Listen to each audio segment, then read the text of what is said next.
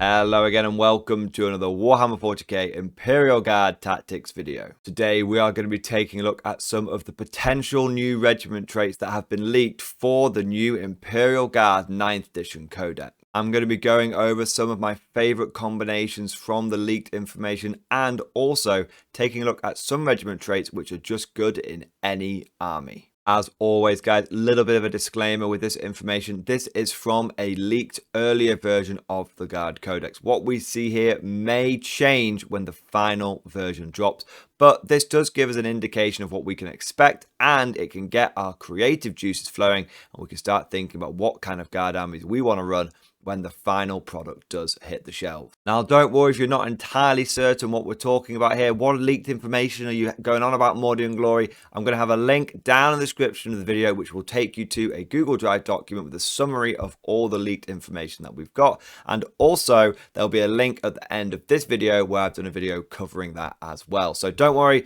you'll have all the information you need. But without further ado, let's dive straight into this. And at first, let's take a look at some good combinations of regiment traits when you want to build yourself a Guard mechanized army. So to be clear, when we're talking about Guard mechanized armies, we're talking about infantry loaded up in transports, where the main bulk of the power of the list, the core of the list, is going to be those infantry and transports, and it's going to be supported by things like some Lehman Russes and maybe some artillery. But the main combination, the main strategy going into the list is about that infantry in those transports. Now, the reason that I'm starting with good mechanized infantry combinations is pretty simple. By looking at these leaked regiment traits, to me, it just seems like mech infantry is going to be the strongest way to go.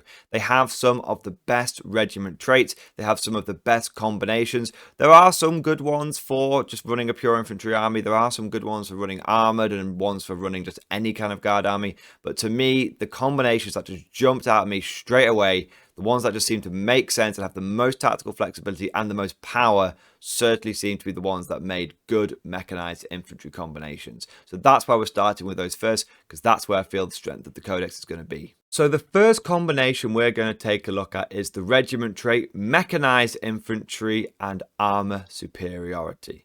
Now, mechanized infantry allows your units to disembark from their chimeras or their torxes after they have moved. Now, that's really powerful. It means that you can get out of the transport onto an objective. You don't have to move the transport onto the objective, wait a turn, and then get out of it. No, you can just straight away get on that objective and start taking ground. And if your opponent's moved into the middle of the board, it allows you to take the objective off them. You don't have to wait a turn. So I think mech infantry is really, really powerful. Now, there is one slight drawback with the mechanized infantry trait, which is it's just a disembark move as far as I understand it. That means you won't be able to move the chimera up, get your infantry out 3 inches, and then the infantry can do their move of 6 inches as well. I think it's just a case of the chimera or the torx can move up, and then the infantry can do their disembark move, which is just 3 inches. So just be aware of that when you're thinking of putting lists together using the mechanized infantry regimental doctrine. The next part of this good combination is armored superiority. Now, what armored superiority does is it allows your vehicles to count as more than one model. So sentinels count as 2 models, everything else counts as 5 models, and then Titanic counts as 10 models. Now, the reason why I think this is such an effective combination is because it allows you to really mess with the primary points of the game. It means that you're always going to be in a good position to score some, and it means that more often than not, you're going to have an easy time taking them off your opponent.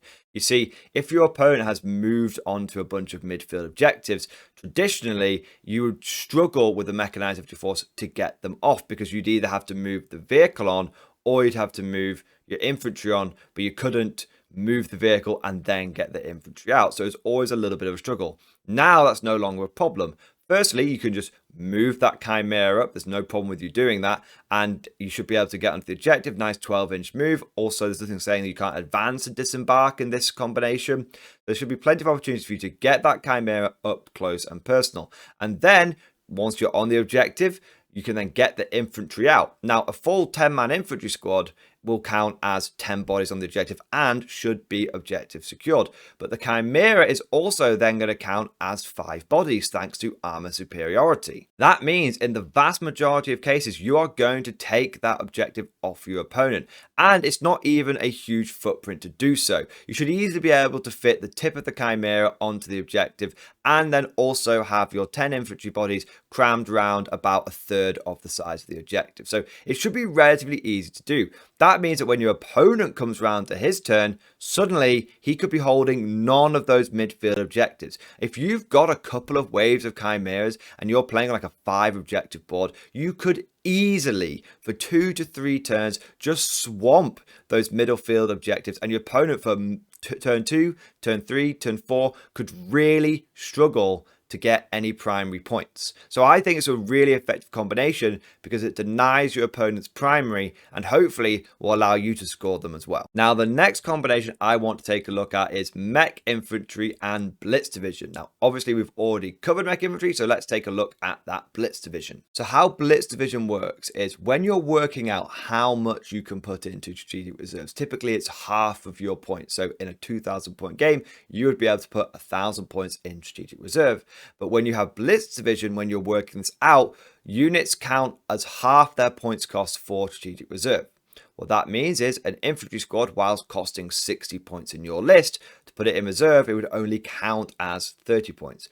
In theory, this means you could put your entire 2,000 point list into reserve, which is kind of crazy. I don't know if that would table you in turn 1, but that's kind of funny that you could do it. But what it means is you can get a lot more stuff into reserve if you want to. It also allows you to bring units in on turn 2 as if it was turn 3. So what that means is normally when you're coming in from strategic reserve, you can come in from the left flank or the right flank. But if it's turn 2, you can only come in your own deployment zone or in no man's land. And you have to wait till turn 3 to be able to come in on the flanks into your opponent's deployment zone.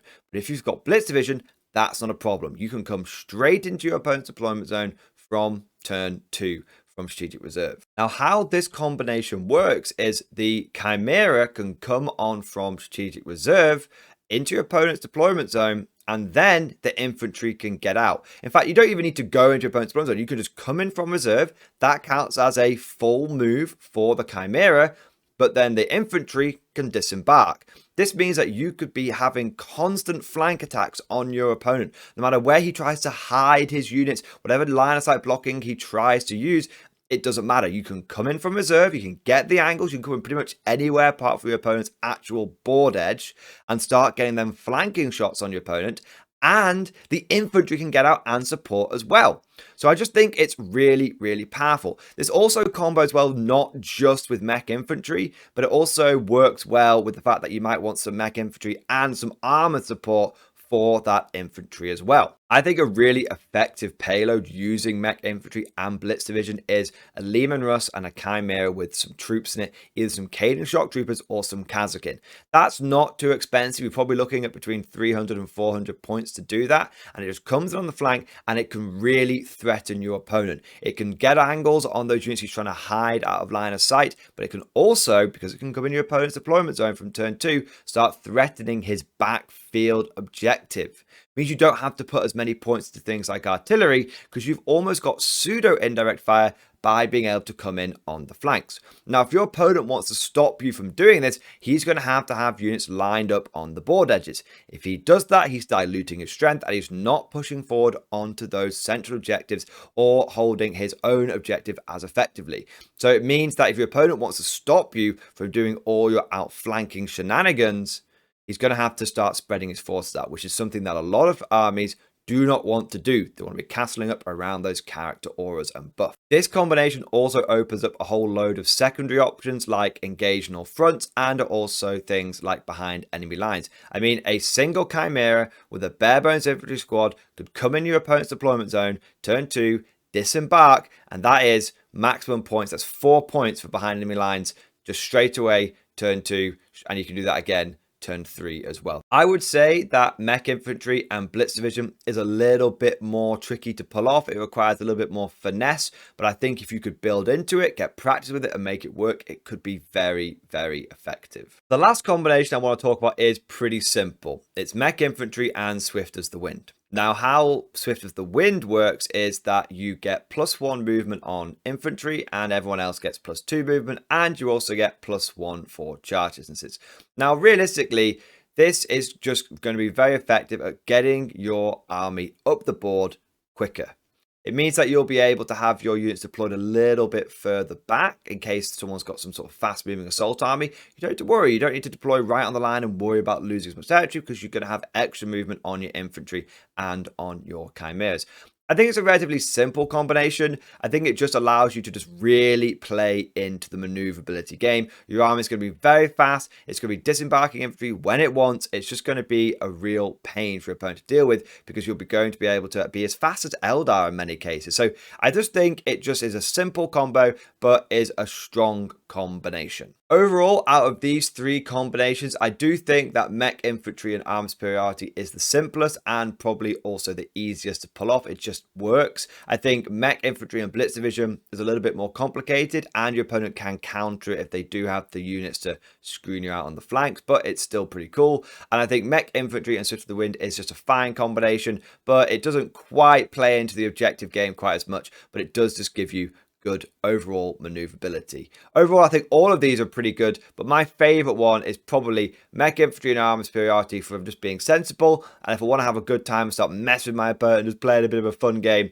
I'd probably go for Mech Infantry and Blitz Division. So now let's take a look at some good infantry combos. And the first one I want to take a look at is Heirloom Weapons and Elite Shock Troops. Now, Heirloom Weapons gives all of your weapons an additional 4-inch range, and Elite Shock Troops allows you to reroll 1 hit roll for each unit. Now, I have put this down as a good infantry combination, but if I'm going to be totally honest with you guys, I think this is a great combination for any guard army. I think the ability to have longer range on all your weapons and the ability to just have an inbuilt reroll for every unit is just going to be great. So I've put this down as an infantry one, and you're going to see why in a moment. But I think if you're not sure what regiment trait to take, this one, Heirloom Weapons, Elite Shock Troops, should just be the go-to for almost every new starting guard player with just a standard hybrid guard list. But from an infantry perspective, the reason I really like this, especially with your standard infantry squads, is it plays into the strengths of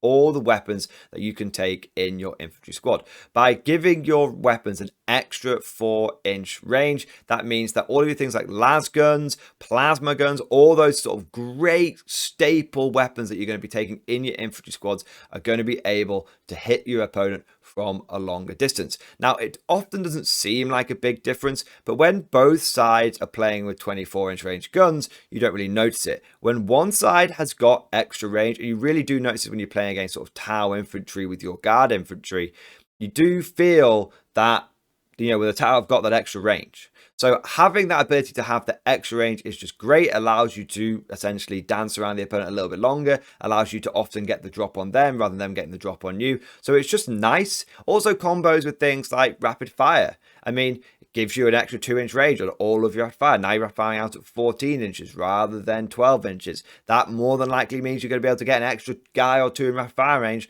rather than, you know, 1 or 2 being at the back, not being able to get maximum shot. And of course, you're going to notice this with things like your melter guns and your flamers, especially with those melter guns with the extended melter range. I think it just overall, it's just a great take-all-comer trait. You can't go wrong with having a longer weapon range just army-wide. I like Elite Shock Troops as well because especially with infantry squads, you're going to find that you've got a heavy weapon or special weapon in there that you're going to want to try and hit with. And having that inbuilt reroll is really, really helpful. I mean, the weapon itself, if it's like a plasma gun or a melter gun or a las cannon, it's got the strength. When you get the hit, it's probably going to wound, okay? But the difficulty with a guard army is getting the hit because your Blizzard skill 4+ pretty much across the board, right?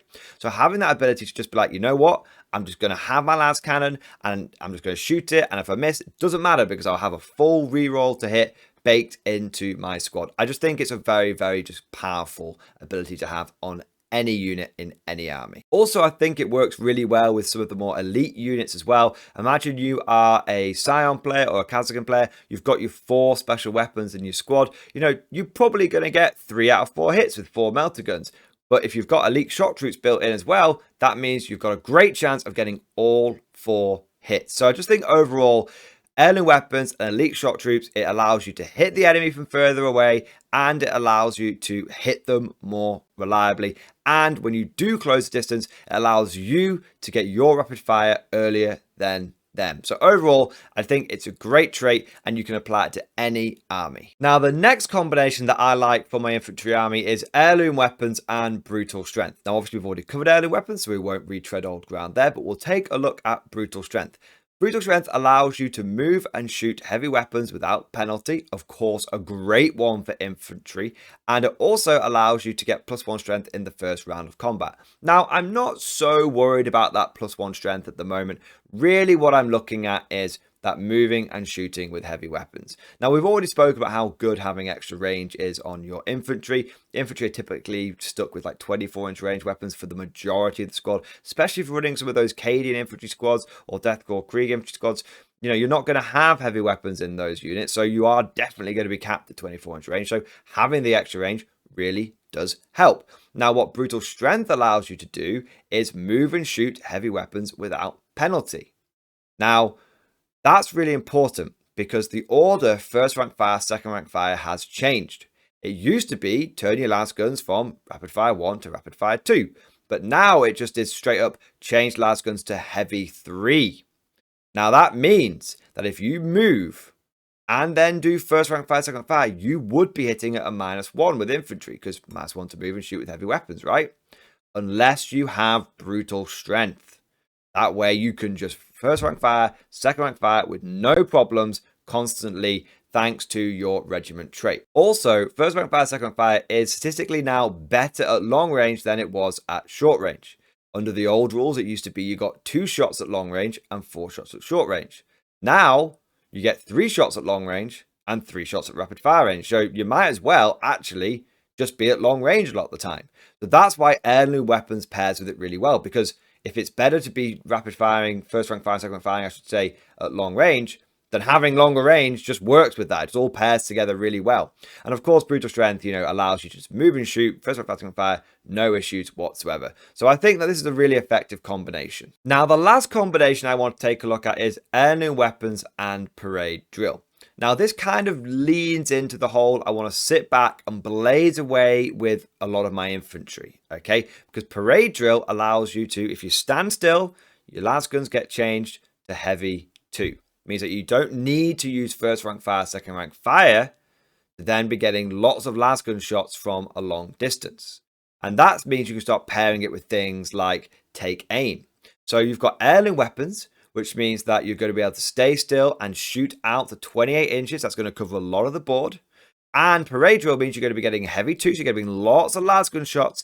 And then if you do take aim, you're going to have +1 to hit with those last guns, and you're going to have +1 AP, which against armies which don't have armor of contempt is going to be really, really powerful. Now, I'm not a big fan of sitting back and gun lining. I think that means you could be ceding a lot of ground in the center of the board. But I do think this is a very effective combination for once you've taken the ground, you can then shoot as much as you want, and you'll have the heirloom weapons, and you have the parade drill, and you're going to have the extra AP and extra hit from using take aim over using first rank fire, second rank fire. So the way I kind of see it is heirloom weapons and brutal strength allows you to move up the board and lay down quantity of shots, and heirloom weapons and parade drill allows you to take the ground and then put out quality of shots. That's how I see the difference in these two combinations. And it really comes down to what kind of firepower you want to bring to bear. Now, the last part of this video, I want to talk about regiment traits, which will be good in any kind of guard army, be it an armored, infantry, mechanized, just any kind of guard army. I think that these 3 are the best take all comers regiment traits. Now, I've already talked about heirloom weapons. Having that extra range is just really powerful. Having the extra range in a mechanized army would allow you to be able to reach out with those heavy flamers, those double heavy flamer chimeras, and be able to just be really effective. It's like having a whole army of old school hellhounds. I think having the extra range on things like demolisher cannons is going to be really, really good. Demolisher cannons are still very good in the new Guard Codex. So having the extra range on them is great. I think having the extra range, as we said, on like an infantry army just works. Just means that you're not going to be capped at your traditional sort of 24-inch threat range. In fact, you're going to have a 28-inch threat range with your weapons. So I think heirloom weapon, just having +4 range on all guard units, it's just really, really effective. I think elite shock troops just works in any kind of guard army as well. I think having that ability to just have an inbuilt reroll means you're not going to be reliant on officers as much. There's going to be those units that can't be affected by officers. You don't worry about them anymore. They're going to have elite shock troops. They're going to have a reroll inbuilt, and that's really effective. Looking at it from a mechanized point of view, maybe you've got things like hunter killer missiles strapped to all of your vehicles. What a great idea if you've got an inbuilt reroll to hit. It means those hunter killers are going to be having a great time. What if you're running a lot of las cannons in the hulls of your armored contingent, or vanquisher cannons? Having that inbuilt reroll to hit would be really effective.